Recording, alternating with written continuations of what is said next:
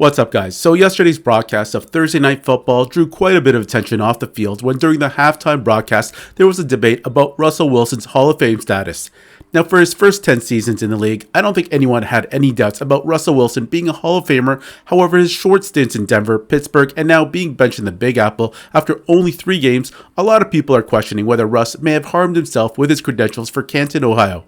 And what made matters worse was that this conversation involved legendary tight end Tony Gonzalez and Russ's former teammate Richard Sherman, and what Sherman had to say, in my opinion, was downright disrespectful. I get no one is beyond criticism, but I've never seen anyone criticized by a former teammate like this, especially when they've won something together.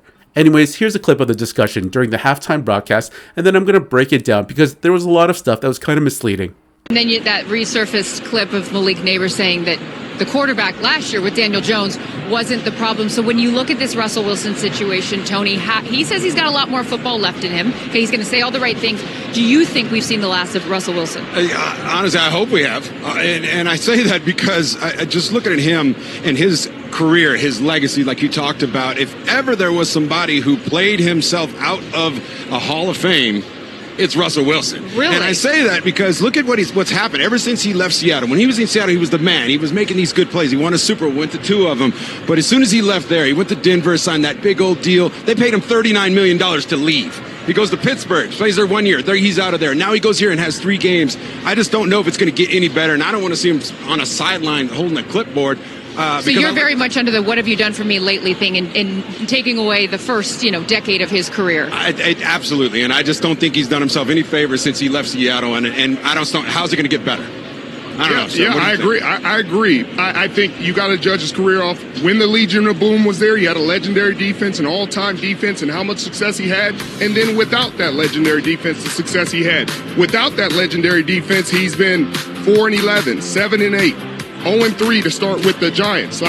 He was a winning football player in Seattle, and people said, hey, winning is football player, all this good stuff, all these accolades, and now you get to go on your own and you get to prove, hey, I'm this great quarterback, I'm this guy that's going to be dominant, and it just hasn't worked out that way. All right, we will leave that right there because this discussion could go on and on and on, but Okay, so that was the discussion yesterday at halftime, and if I'm going to be honest, I think there is an argument to be made that Russ may have played himself out of the Hall of Fame. He's not really that old in terms of a QB. He had his worst seasons from the age of 32 to 36, but also at the same time, that shouldn't remove what he's accomplished in his first 10 seasons in the league.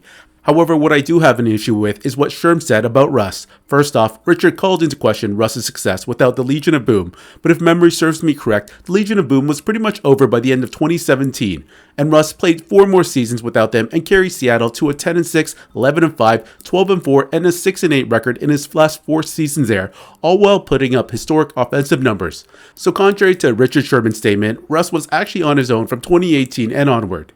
And I'm not absolving him of his play in recent seasons, but let's not get it twisted and just give all the credit to the Legion of Boom. Also, Sherman trying to portray Russ in the early half of his career as Trent Dilfer or Brad Johnson or something, as if the defense completely carried that team. Take a look at Russ's stats in those first 4 seasons of the league because he really held his own. But for Rich to call him out like that is kind of shitty, especially since they've won something together. Anyways, guys, what do you think about what Sherm said? Fair or foul?